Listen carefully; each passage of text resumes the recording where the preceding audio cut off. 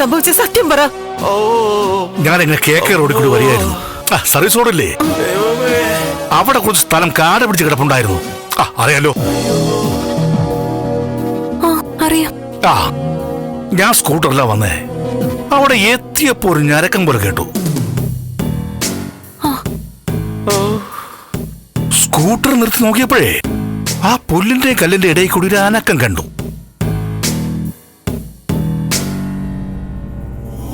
ആളിനെ കാണാൻ വയ്യ. ഞാൻ ചെന്നപ്പോ ഒരു രൂപം. പന്നിയോ പോത്തോ ആണോ തോന്നി. പിന്നെ ശ്രദ്ധിച്ചു നോക്കിയപ്പോഴാ ഇതായിരിക്കുന്നു.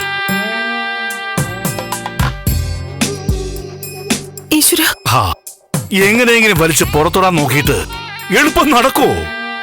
തടിച്ചു കൊഴുത്തിരിക്കല്ലേ.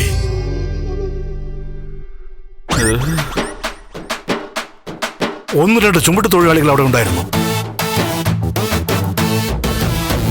എല്ലാവരും കൂടി ചുമന്ന് ഒരു വണ്ടിയിലോട്ട് തട്ടിക്കയറ്റി ആശുപത്രിയിലേക്ക് കൊണ്ടുപോയി. എന്റെ അമ്മോ, കേട്ടിട്ട് എനിക്ക് സഹിക്കാൻ പറ്റുന്നില്ല.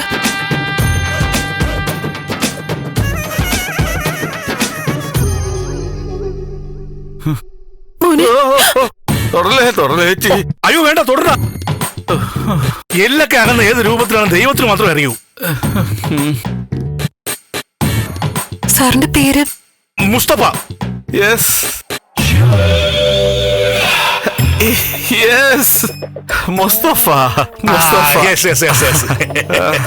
എന്ത് ചെയ്യുന്നു? എവിടെ താമസം? ജോലി ഇതൊക്കെ തന്നെയാണ്. എന്നുവെച്ചാ സാമൂഹ്യ സേവനം. ഇപ്പൊ തന്നെ ഇങ്ങനെ കേട്ടിട്ട് എനിക്ക് കാണാതെ പോകാമായിരുന്നു. പക്ഷെ ഞാനത് ചെയ്യില്ല. സാറിനെ പോലൊരു നല്ല ആളിനെ ദൈവമായിട്ടാ എന്റെ അനിയന്റെ അടുത്ത് എത്തിച്ചത്. സാറിന് നല്ലതേ വരൂ. അയ്യോ, അങ്ങനെ പ്രശംസിക്കല്ലേ.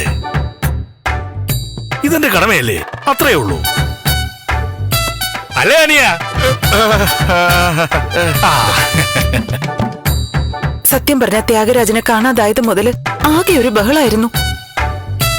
അന്വേഷണവും കേസും ഒക്കെ ആയിട്ട്. നിനക്കൊന്ന് വിളിച്ചറിയിച്ചൂടായിരുന്നോ? വിളിക്കണമെങ്കിൽ ഫോണൊന്ന് കയ്യിൽ ഉറക്കണ്ടേ, ഞെക്കണ്ടേ? ശക്തിയില്ല, മൊത്തം ഒടിഞ്ഞു കിടക്കല്ലേ.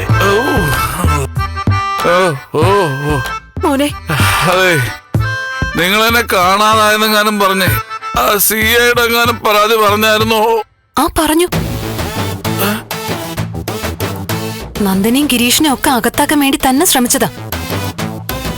അയ്യോ, അതൊന്നും വേണ്ടായിരുന്നു. ഞാൻ കാരണം നിരപരാധികൾ ഒന്നും ദ്രോഹിക്കപ്പെടാൻ പാടില്ല. അയ്യോ, ചേട്ടൻ എന്താ ഇങ്ങനൊക്കെ പറയുന്നേ? ചേട്ടന്റെ ഉശിരൊക്കെ എവിടെ പോയി? വീഴ്ചയിലെ തല ചെന്ന് ഇടിച്ചു തോന്നു മോളെ. പറയുന്നതൊന്നും ബന്ധം കാണത്തില്ല. നേരെ അവനോട് 2 ദിവസം പിടിക്കും. അല്ല, മോളാരാ? ഞാൻ ഇവിടുത്തെ ആളാ. ബലരാം സാറിന്റെ മോളാണോ? ഞാൻ സിദ്ധാർത്ഥൻ ചന്ദ്രത്തിന്റെ മോളാ. ഓ, ഞാനേ പത്രത്തിൽ വായിച്ചായിരുന്നു. അല്ല, ചേട്ടനെ പോവാ സമയം കാണോ ഇരിക്കുമല്ലോ അല്ലേ? പിന്നെ പോണ്ടേ? എന്നാ ശരി.